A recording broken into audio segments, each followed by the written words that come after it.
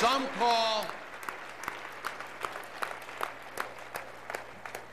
call New Mexico the land of enchantment. I now like to think that we live in a state of enlightenment. You know, finally, Mark Twain said, everybody complains about the weather, but nobody ever does anything about it. Is that pretty funny? Well, when it comes to global warming and climate change, we're doing something about it in New Mexico. I set tough standards to reduce greenhouse emissions.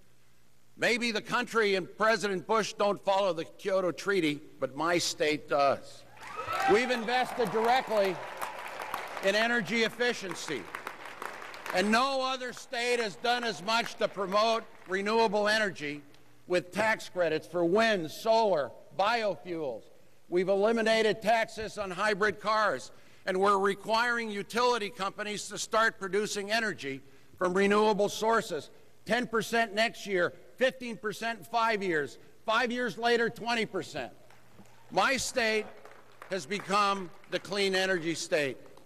And there's no reason why we can't become the clean energy nation with an Apollo program to reduce our dependency on foreign oil.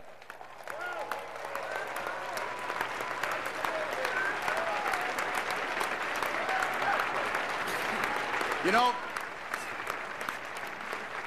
every one of these accomplishments can be done at the national level. You know, but it's not just enough to win the Congress. We need someone who can win the White House back and can win in every region of this country.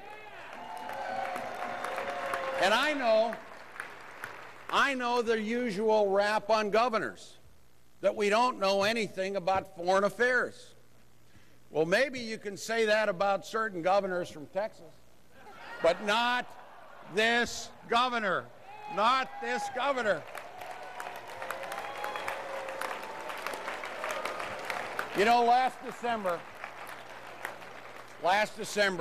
I was visited by a delegation of North Koreans. They came to New Mexico seeking my advice before the disarmament talks. They wanted to know how in the world they're supposed to work with an administration that thinks axis of evil is a bargaining position. And you know, when I visited Darfur last month, Darfur, a human tragedy that we must all act on with the Save Darfur Coalition, a group of grassroots activists in this country. We negotiated a very fragile ceasefire, but I saw thousands of widows and fatherless children trying to escape the genocide, waiting in line in 100-degree heat for a month.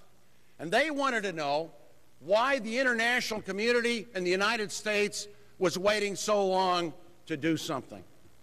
And you know, in the Middle East, they want to know how we can expect to bring peace to the region while shutting out Syria and Iran and not having a Middle East peace envoy. You know, the war in Iraq is not the disease. Iraq is a symptom. The disease is arrogance. The next president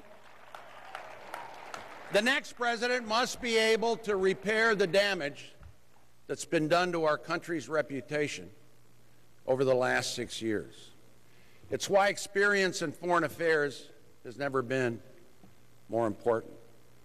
But whatever you may think of a preemptive war grounded in the choice reasoning, the clouded reasoning of a vengeful administration and a misled Congress, the reality is we've done in Iraq what we said we would do.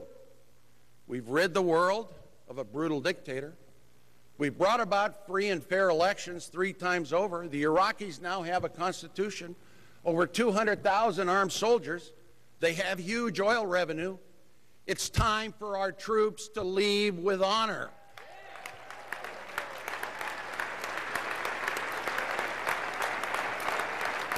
And when it comes to this president, I don't know how someone can be so blind to the hurt and anguish in this country, and so deaf to the will of the people. This is not presidential greatness. This is a great tragedy. America is better than this. You know, a struggle for human rights is worthy of military intervention. A true threat to our country's security is worthy of war.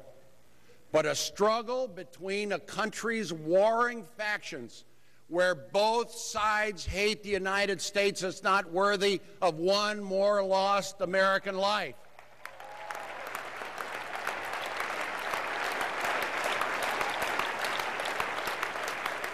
I'm almost finished.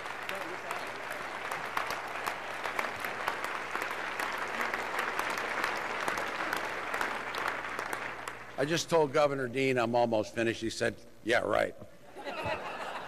No, he didn't say that. He said that's fine. You know, and by the way, Howard Dean was right in rebuilding our parties in 50 states. He did it.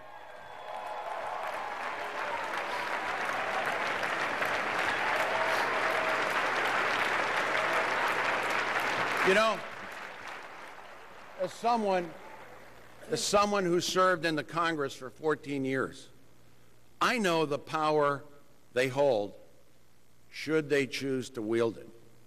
The Congress passed a resolution authorizing war. They need to pass another one that overturns that authorization and brings our troops home by the end of this calendar year. And you would think that when the Congress realized they were lied to, they would have done something about it. Well, they still can. Once our troops are heading out, America still has a responsibility. We still have a role to play. We have a moral responsibility to bring the Sunni and Shia together in a national reconciliation conference. And we have a strategic interest in organizing a regional conference with all of Iraq's neighbors, Saudi Arabia, Egypt, NATO, but also includes Syria and Iran to help stabilize Iraq. But you know, more than anything else, America has a moral obligation to those Americans who've laid down their lives. A Native American kid in New Mexico perished 10 days ago. The first Pueblo Native American to die. You know, some say that we can't let their sacrifices be in vain. But you'll never convince me that those slain patriots would have wanted a single additional life to be lost just to validate their own sacrifice. Instead, the moral obligation is to honor their service by bringing their mission to a close, by ending the bloodshed, and finally letting the Iraqi people to set their own course. What I've just said to you would be the principles of my presidency. I'm positive about this country. I'm patriotic.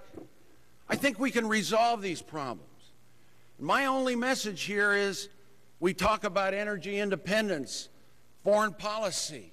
We talk about creating jobs and making lives better for people. The American people want a president who will bring us together as a nation, that will heal the wounds.